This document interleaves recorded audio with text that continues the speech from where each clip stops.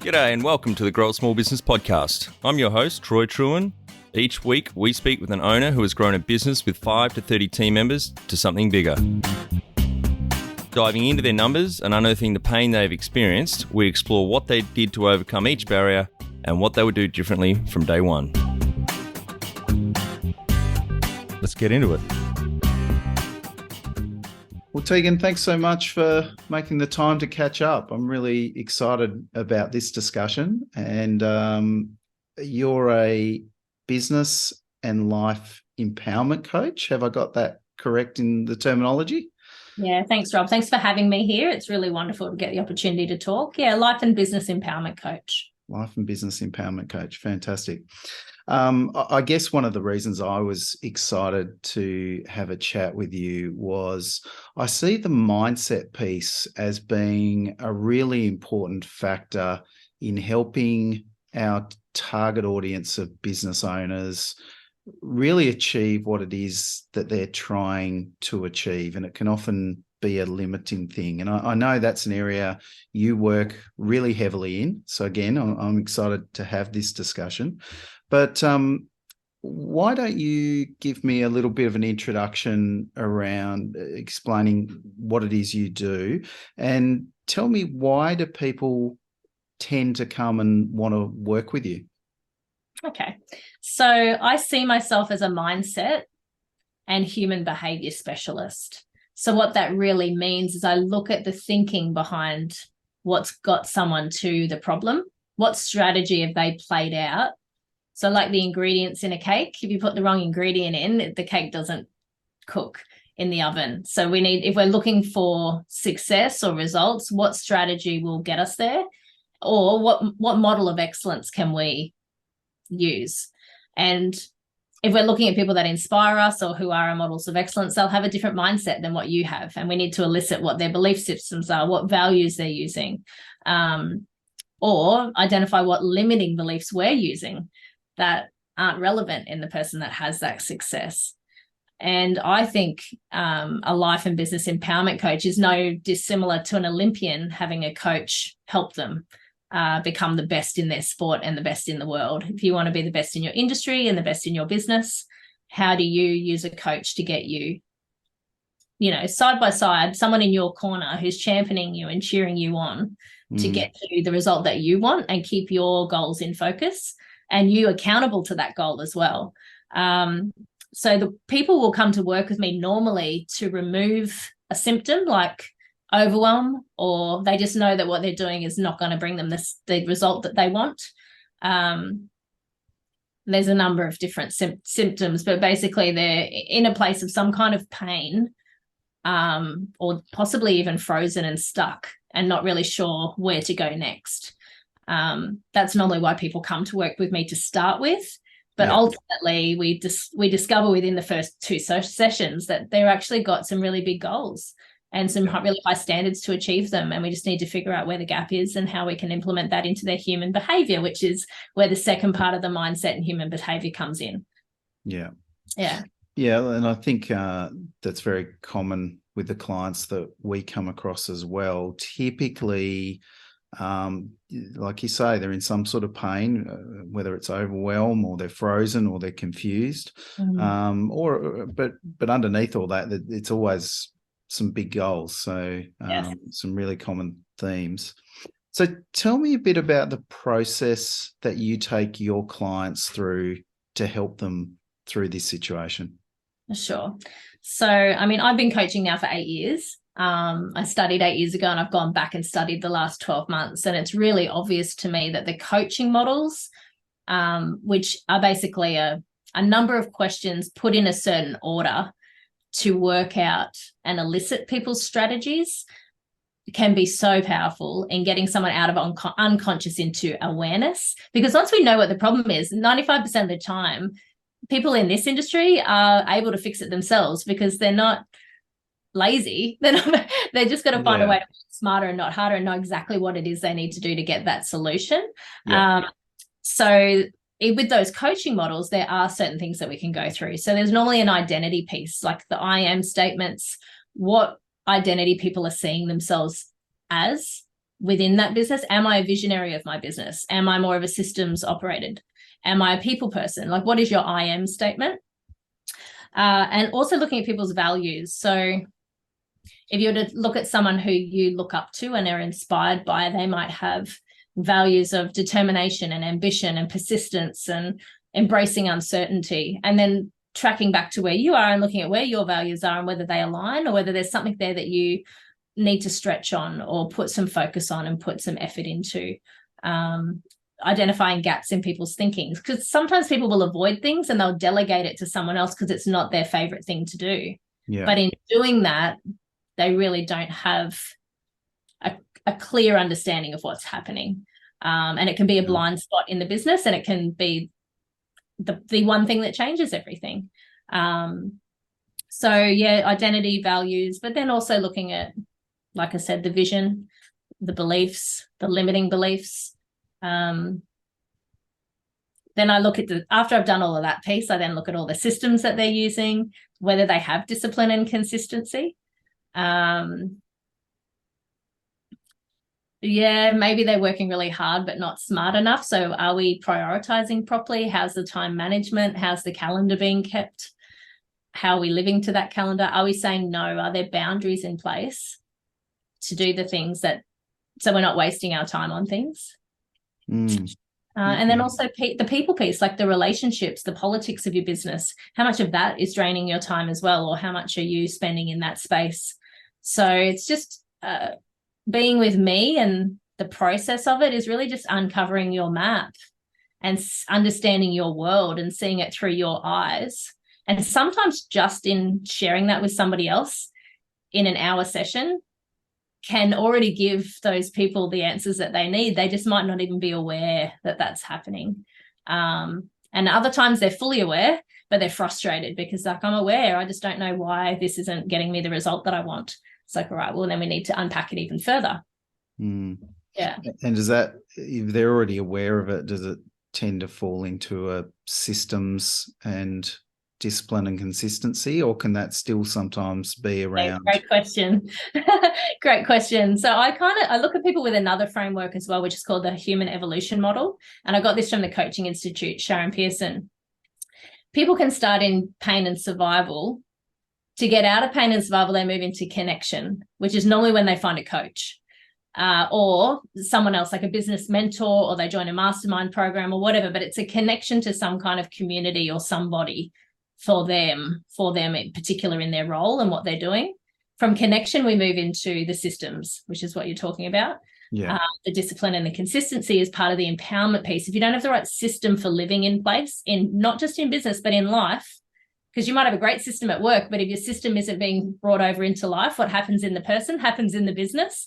So it'll show up in all areas and it'll end up being your Achilles heel. So how's your system for living really across all areas of your life? And then if that's empowered and you're using that with discipline and consistency, then it's more about creativity and innovation and how are you making that next evolution piece. And that's when we play in growth and contribution, which is where we all want to be as humans. But you can't grow and contribute to others if you're in pain and survival. It's too much of a contrast. You have to start with connection first. Yeah, great. So they're all part of the models that we use to talk with people and find out where they're at, to put them at the right place and give them the right tools at the right time to move them on that journey.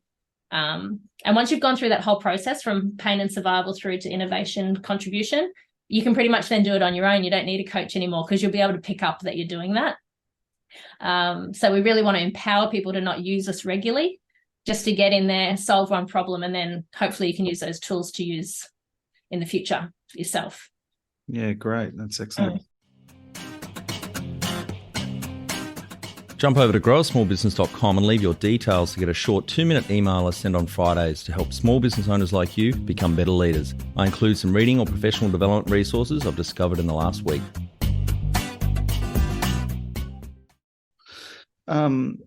So I guess in terms of bringing this to life, can you talk me through a bit of a case study of someone that you've worked with? And I guess I'm thinking, because it can be such a common problem, why don't we choose an example from, I guess, the overwhelm category? Certainly a lot of business owners I know come to me feeling overwhelmed. So how would you work with them? How would you help them? And what's an example of that? Yeah. A coaching session normally goes for 45 minutes. And the first 10 to 15 minutes, I like to hear from someone what significantly has happened in the last week or two, which has given, it's significant enough that you remember it as being like a bit of an overwhelming moment, like a story. When they answer that and they tell me, I am listening for their values. I'm listening for their identity. So like, I'm really tired. I'm not getting any sleep. I'm really overwhelmed. I'm sick of all of the, I'm sick of the door knocking all the time and everybody wanting a piece of me. I am. Yeah. And so I'm getting a really clear understanding of where they are in that human evolution model. And that overwhelm sits in pain and survival. Unfortunately, that's where we're at. So it comes back to the connection piece then for that client that I'm working with in that situation. And the connection is normally around booking in some solid time with them, which is really valuable to a business owner, but also really good on a soul level for people to have that. We all have a healthy need for significance, and it can be a really lonely job at the top. So having someone who's there to help you get into your mind, into your heart, and find out what it is that is your values and what you want and why. What is this business about? Is it a legacy piece? For some people it is. For some people it is about revenue and building an easier life for your wife and your kids.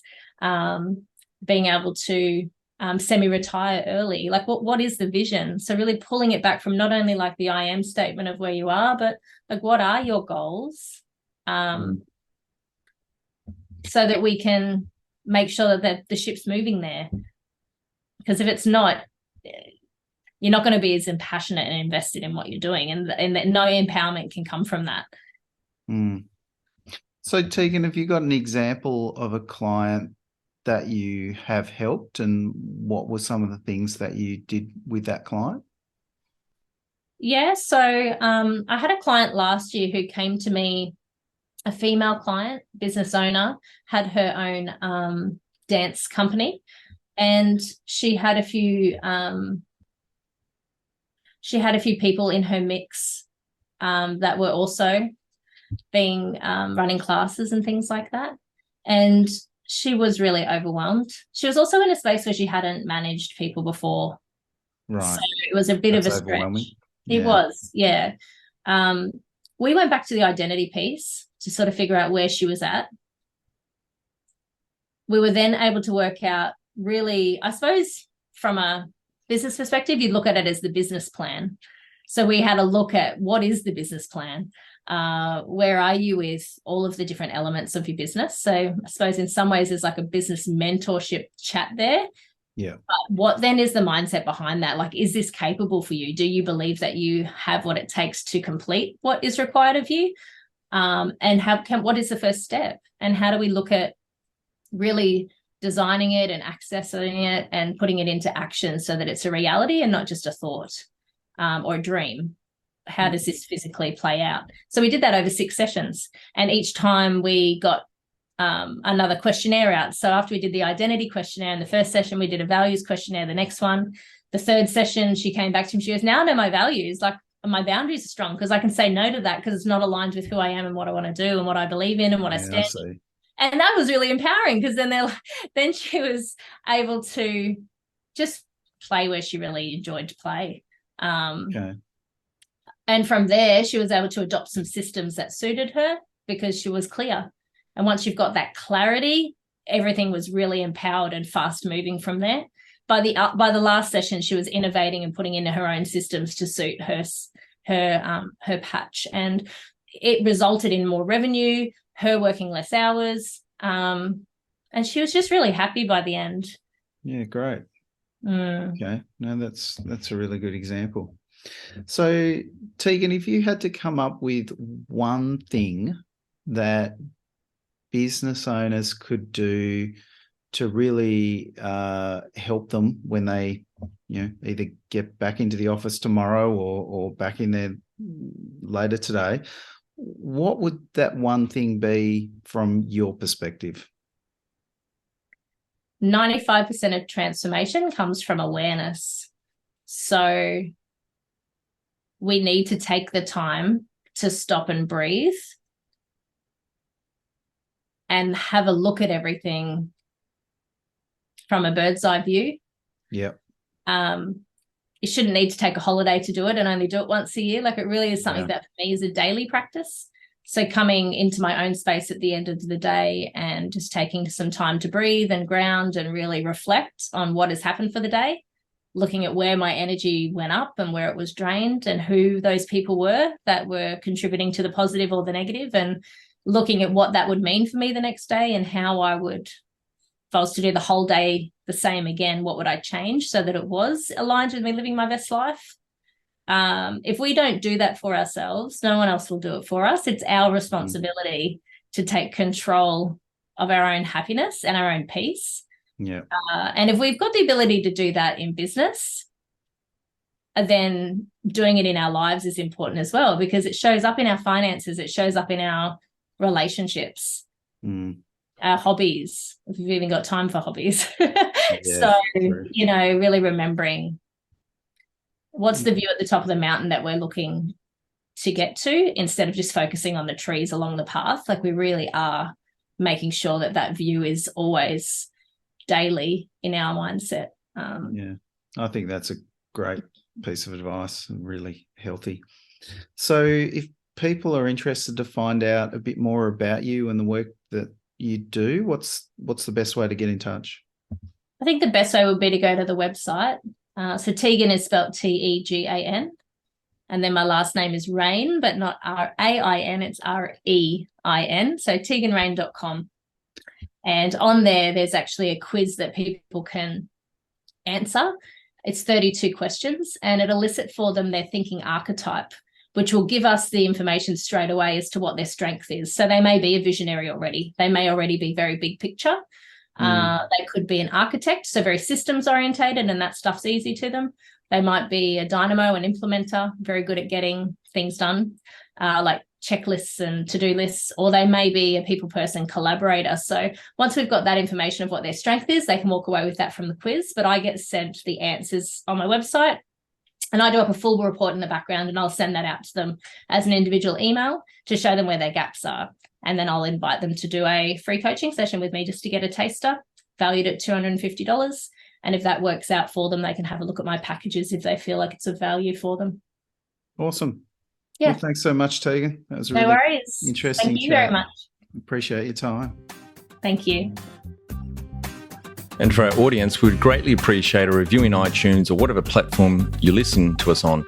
More reviews means we bubble up higher in iTunes, etc. So more business owners looking for podcast help with their growth will find us.